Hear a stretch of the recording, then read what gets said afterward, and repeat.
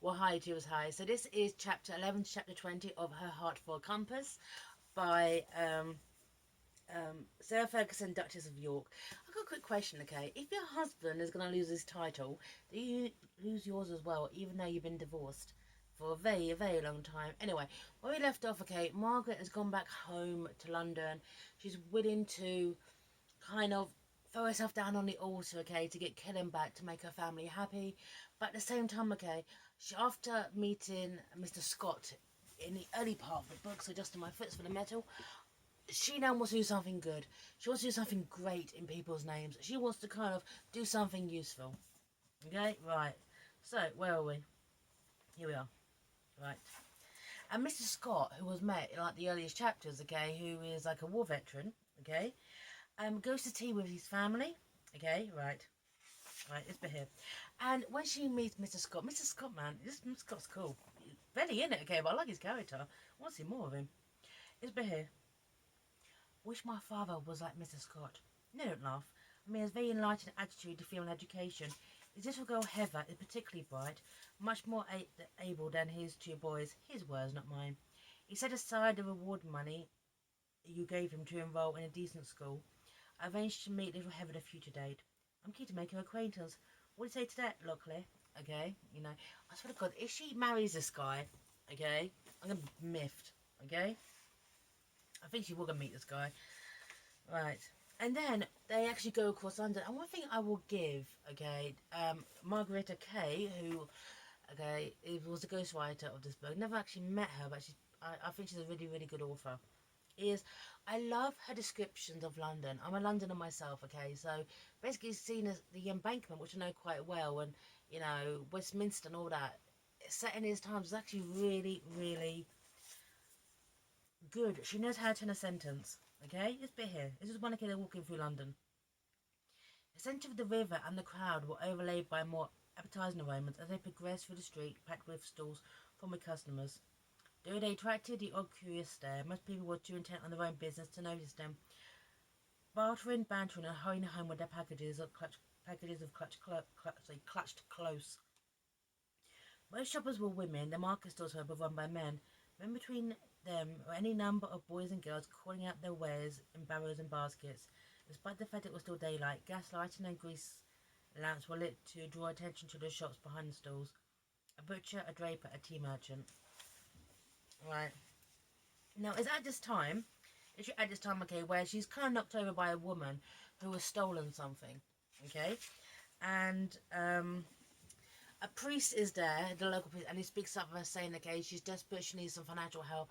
It's not easy being her, and he defends her. And that's where she meets, right, Reverend Sebastian Beckwith, priest, parson, or rector, and also to all, they were commonly known as Father Sebastian of the parish of St. George. Didn't look like members of my flock, forgive me for saying so. Are you lost? Right. We're not lost, though you're right, we're not exactly in familiar territory. Lockley's brow cleared and he held out his hand. Cameron of Lockley, how do you do?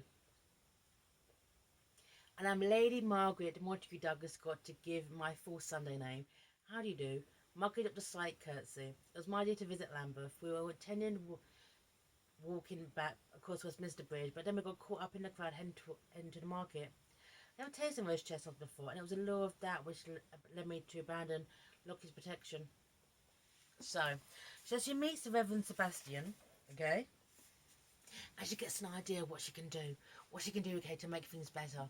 At the same time, okay, she's leaving like these two lives, okay, of trying to get Killen back, okay, trying to be the person where her parents' expectations are upon her, okay, she's trying to do the right thing, okay, for her family. She's trying to be the perfect daughter, right? And the fact is, you learn so much more about Margaret, and she's wild and reckless and free, but oh, okay, right. In fact, and Margaret is so perfect. Margaret is so perfect. In fact, Margaret had, this is from her mother's point of view. In fact, Margaret had a rather charming singing voice, but a whole public performance. Oh, it was ironic that Waterford, his second daughter, somehow perpetually seeking attention when she was a wallflower by inclination. Are you feeling the heat, Mama? Shall I Should I see if I can secure you a glass of lemonade? My God, that's a sentence. Too many S's. You've got a lisp, you're buggered. 442, Charlotte said. So Charlotte thought guilty, shaking her head. Right. So, this is when, okay, she's trying to be the perfect woman, okay, to get Killen back. Okay? Right. This bit here. I like the fact, okay, her mum is actually mum is actually really, really cool. Okay? Right. Margaret's exile last year, coupled with her father's tight-lipped response when anyone asked after her health, signaling to everyone that the Duke of Buccleuch's daughter had committed a heinous crime. Margaret had committed a major faux pas. With the benefit of hindsight, the reaction had been ill-judged. The daughter had brazened it out. If Margaret had been remained in public view, the vilest of all allegations would have been proven demonstrably to be false. And it's true. It's true. Her parents just sent her away and they kicked her to the curb. So I like this kind of narrative of the parents not coming around, okay, to Margaret's point of view, realise that they overreacted, send her away. She's now back. She's trying to do the right thing. And the fact is, her mum is being very, very sympathetic to her situation too. Okay? Right.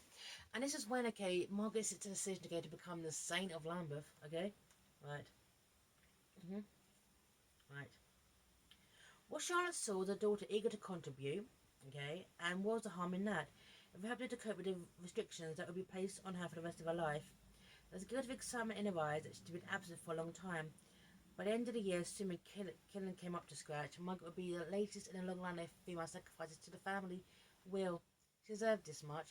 Because of Lambeth being useful incognito, there will not be additional worry for the press latching onto the story. Actually, the press would love that. The press would love that, okay? You know, a duchess living incognito helping out the poor of Lambeth. Man, the press would adore that. That's great PR. So, right, so she says to her mother, I want to do this. And one thing I like is Margaret is doing this with her family's blessing. There is no kind of secret of I'm sneaking off in the night kind of thing. They're upfront and it's personal. Once again, Margaret Kaye's writing is really, really good in this. It is impressive. Okay, but she does it all incognito, okay, and this bit here, okay, okay, right, okay, this is Father Sebastian, okay, and his sister Susanna, who is badass, by the way, I liked her, okay, and by the time, okay, with Reverend Scott, she'd just be helping writing letters to various people, doing all that kind of stuff, okay, right, oh please, I don't want to do only what is considered seemly, okay, I'm not Lady Margaret here, remember, I'm Mrs. Scott, the practical daughter of the Reverend Scott, and used to getting my sleeves rolled up and getting wild, as Molly would say. So she's pretending to be a Reverend's daughter, just helping out in Lambeth. Okay. And the fact is, okay, that she becomes like their own little saint. Okay. You know, she learns to change pooey nappies. Okay, she reads and teaches her children, and everyone just seems to love her. And she gets kind of like an interesting vocabulary being around, okay, working class women, which she never would have had before. Okay, right. But the fact is, okay, everyone seems to love Margaret, and now it's this time, okay, it's for the Reverend Sebastian, okay, or Father Sebastian, right. To her embarrassment, Margaret felt her cheeks colour under the scrutiny. Father Sebastian was not conventionally good looking. His mouth was too generous, his nose too decided, and excluded a beguiling natural charm. His hair had a wave that he made no attempt to tame with the foul massa oil that Fatimane used to sculpt their looks. Though Susanna had informed her he was 27 years old, he looked boyishly younger. Achilles had the most delightful smile, no way of looking directly at one. He was hanging on every word. Right. Unlike some other men she could think of, he treated her conversation merely as a convenient stopgap to let him to formulate the next sentence. So she starts to fall for the Reverend Scott. Yes, but she's a duchess, okay? Right. And she starts to fall to Reverend Scott. He starts to fall for her because everyone loves Margaret. Bloody hell. What is up with this woman? Is it the red hair? It's the red hair, isn't it? Okay? God, mate, red hair is gorgeous. Okay, right. And so she starts basically getting on to the Reverend Sebastian and starts fantasizing again about this life with Reverend Sebastian. 600 pages to do. Okay? Right. Right. For a long moment they stood together, gazes locked. Time seemed to stop along with her breath until it gave her a soft sigh, and she lifted her face and surrendered to her lips to his. She could feel his breath on her cheek, fast and shallow, since his nerves were stretched as taut of hers. Taste of him afterwards, the softness of his mouth. Okay? Right. So, she kisses the Reverend Sebastian. Okay? Father Sebastian, the priest. She's a duchess with an arranged marriage, hopefully still going ahead. Maybe still going ahead, probably not going ahead. And she kisses the priest. And she offers to become the saint of the streets of Lambeth. Okay? Right. And even Louise, Queen Victoria's daughter, okay, she's still in this book, okay? Right. We've got our own stuff going on. Right. And this is her, like, this guy, right. Right.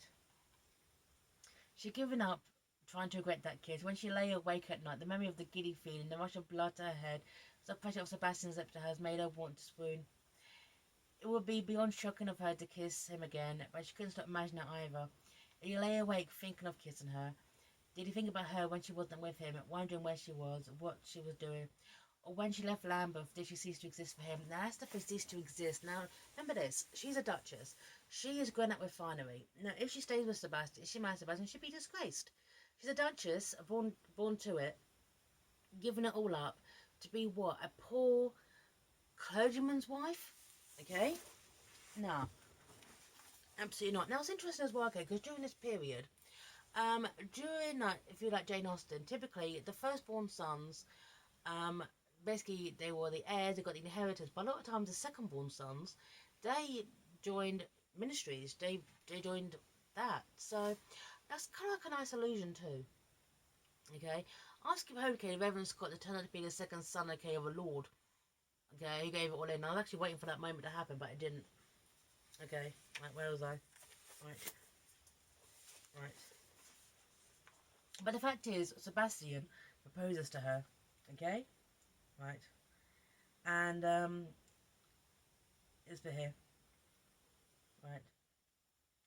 Mm-hmm. I will try to exercise more restraint until we are in a position to marry. Marry, Margaret plummeted abruptly back down to earth. We can't get married. Of course we will marry. Sebastian clapped a hand to his chest. My dear Margaret, you cannot imagine I would have kissed you in such a manner unless my intentions were honourable. But I'm very sorry, Sebastian, but I can't marry you.